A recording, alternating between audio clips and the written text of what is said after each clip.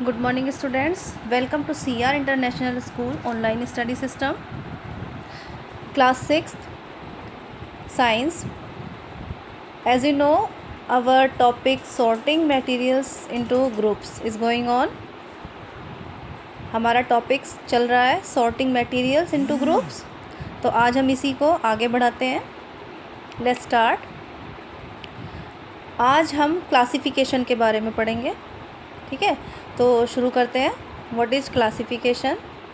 Grouping different objects on the basis of certain similarities and dissimilarities is called classification. देखिए, जितने भी objects होते हैं, वस्तुएं होती हैं, उनमें कुछ समानताएं पाई जाती हैं और कुछ असमानताएं पाई जाती हैं. तो उन समानताओं और विभिन्नताओं के आधार पर वस्तुओं को ग्रुपिंग करना क्लासिफिकेशन कहलाता है. वस्तुओं के समूह बनाना क्लासिफिकेशन यानी कि वर्गीकरण कहलाता है. Importance of classification. क्लासिफिकेशन की, वर्गीकरण की क्या क्या इम्पॉर्टेंस है, ठीक है, देखें महत्व हैं क्या क्या उनके. चलिए पढ़ते हैं हम अब आगे. Classification has the following advantages. Classification के कुछ एडवांटेजेस हैं, फ़ायदे हैं. क्या क्या है? First is it helps in systematic study of objects. यह है वस्तुओं को व्यवस्थित ढंग से अध्ययन करने में सहायता करते हैं. Second is it helps in identifying and locating things.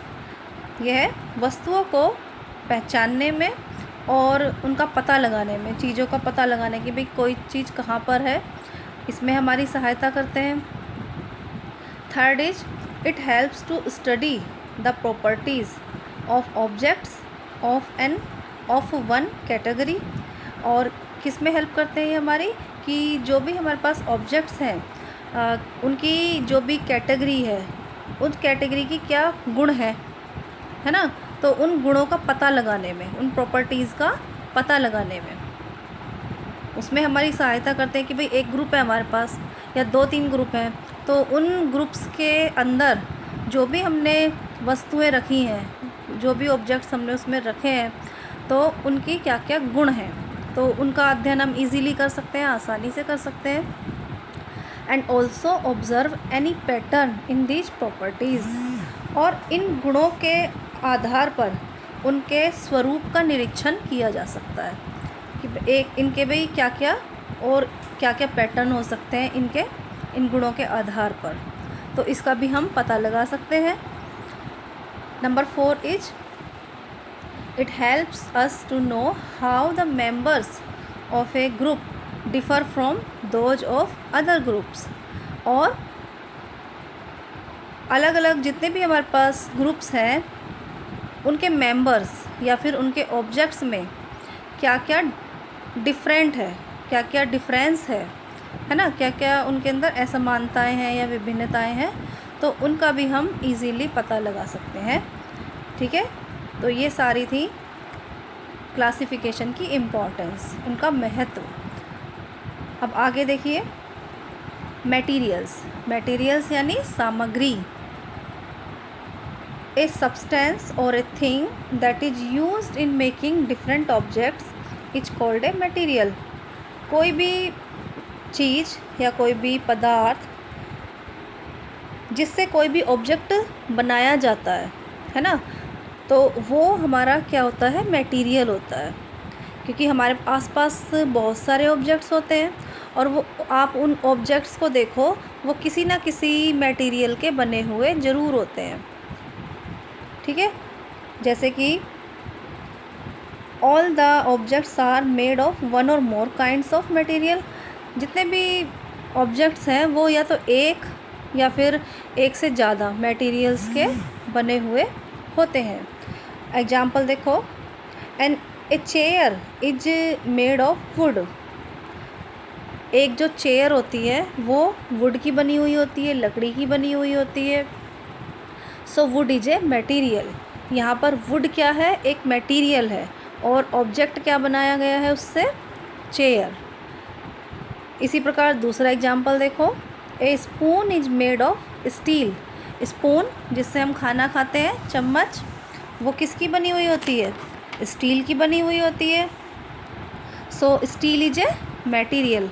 Steel क्या है? एक मटेरियल है। और यहाँ पर ऑब्जेक्ट क्या है हमारा? ऑब्जेक्ट है हमारा स्पून।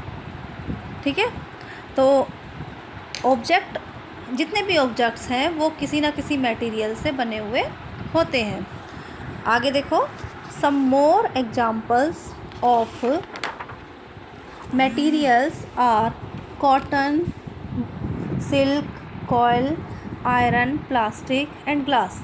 ये जितने भी मटेरियल हैं, cotton, silk, coil, iron, plastic and glass, इन सभी से कोई ना कोई ऑब्जेक्ट बनाया जाता है। Materials are generally of two types. Materials दो प्रकार के होते हैं, नेचुरल एंड ह्यूमन मेड। एक तो नेचुरल होते हैं और दूसरे ह्यूमन मेड या फिर मैन मेड भी इनको कहा जा सकता है। For example, would is obtain from nature. जो वुड है, लकड़ी है, वो हमें नेचर से प्राप्त होती है, प्रकृति से प्राप्त होती है। So would is a natural material. तो वुड कैसी मटेरियल है? एक natural material. And plastic is made in factories. Plastic जो है वो फैक्ट्रीज़ में बनाई जाती है। So it is a human made material. तो जो प्लास्टिक है वो हमारी कैसी मटेरियल हो गई? ह्यूमन मेड मटेरियल, या फिर हम इसको मैन मेड मटेरियल भी बोल सकते हैं। आगे देखो, an object made of different materials. एक ऑब्जेक्ट जो है, एक वस्तु जो है वो विभिन्न प्रकार के मटेरियल्स से बनी हुई हो सकती है। द सेम ऑब्जेक्ट में be made of different materials, है ना। एक ही चीज़, जैसे कि हम चेयर की बात कर लेते हैं, तो वो ज़रूरी नहीं है कि वुड से ही बनी हुई हो, वो लकड़ी से, प्लास्टिक की भी बनी हुई हो सकती है। ऑब्जेक्ट तो हमारा एक ही है, यानी कि चेयर, लेकिन मटेरियल यहाँ पर हमारा डिफरेंट हो गया, अलग हो गया। तो यहाँ पर देखो एग्जाम्पल में दिया हुआ है। For example, we use a plate in our daily life. हम प्लेट यूज़ करते हैं खाना खाने के लिए, रोज़ में सभी हम खाना प्लेट में रख के खाते हैं। ए प्लेट में be made of different materials. और वो जो प्लेट है वो कई प्रकार के मटेरियल्स की बनी हुई हो सकती है। लाइक प्लास्टिक की प्लेट भी हो सकती है, ग्लास, कांच की प्लेट भी हम लोगों ने देखी हुई है। स्टेनलेस स्टील की प्लेट भी हम देख चुके हैं, रोज़ हो तो हमारे घर में ही होती है। ब्रास एंड सिल्वर, यहाँ पर हम तांबे की और सिल्वर की भी जो है प्लेट होती हैं। तो देखो यहाँ पर कहने का मतलब ये है कि हमारा ऑब्जेक्ट तो एक ही है। वो ऑब्जेक्ट क्या है? हमारा प्लेट, ठीक है, लेकिन वो प्लेट जो है वो डिफरेंट काइंड के मटेरियल से बनाई जा सकती है ना। तो आज के लिए बच्चों इतना ही। और इसमें आपके चैप्टर नंबर 4 की जो एक्टिविटी 2 है, ये आज मैंने होमवर्क में आप लोगों को करने के लिए दी है। तो आप लोगों को ये अपनी फेयर नोटबुक में लिखनी है, ठीक है। तो यहाँ पर इजीली आप लोग कर लोगे इसको। तो यहाँ एक साइड ऑब्जेक्ट दिए हुए हैं और दूसरी side materials they are made of. देखो फर्स्ट एग्जांपल में ही इसमें चेयर दिया हुआ है, तो चेयर प्लास्टिक और वुड की बनी हुई हो सकती है। इसी प्रकार यहाँ पर बहुत सी चीज़ें, बहुत से ऑब्जेक्ट्स दिए हुए हैं। आप लोगों को बताना है कि ये ऑब्जेक्ट्स किस किस मटेरियल्स के बने हुए होते हैं। Okay, thanks for today.